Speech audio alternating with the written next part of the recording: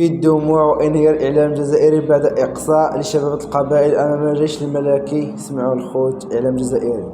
في دوري أفريقيا أمام الجيش الملكي المغربي. اليوم هذا المنافس اللي ما لعبش طيلة كأس إفريقيا بالنظر إلى توقف البطولة عندهم هو الجيش الملكي المغربي. ما كانش أي عذر، كاين عذر كما مع الأهلي، العذر يكون كما يونغ أفريكانز تقدر تقول، لكن تشوف اليوم المستوى اللي لعب به فريق المنافس. كنا نستناو إرادة، كنا نستناو طريقة لعب مختلفة، كنا نستناو ردة فعل قوية من اللاعبين فوق أرضية الميدان. ماشي هذا هو الفريق اللي تلعب به في دوري أبطال إفريقيا. خوتي وين إن شاء الله يولي عندنا فريق جزائري يمثل الجزائر أحسن تمثيل في الشامبيونز ليغ أفريكا، لخاطر راكم مين تلعبوا على برا راهم يدقوكم، والله لا راهم يدقوكم، مش عارف بلي حنا راهم بعاد بزاف. الجيش الملكي الفار المغربي هذا الفريق الذي سيطر أحسن فريق في المغرب حاليا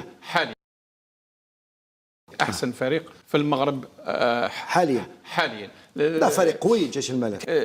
سير المقابلة كما حب، وكي تحس هذا الروح اللي كاينه في هذا الفريق، حس باللي كاينه حاجه يقدروا يديروها هذا العام. الفريق تاع الجيش الملكي المغربي فريق في المستوى، يلعب كرة القدم نظيفة ومليحكم كيف ما شاء الله، أن داروا مقابلة في المستوى صح. سي لو بلون تاكتيك سي لو بلون انغاجمون غرينتا، كانوا حاضرين في المستوى، كانوا كان في القمة.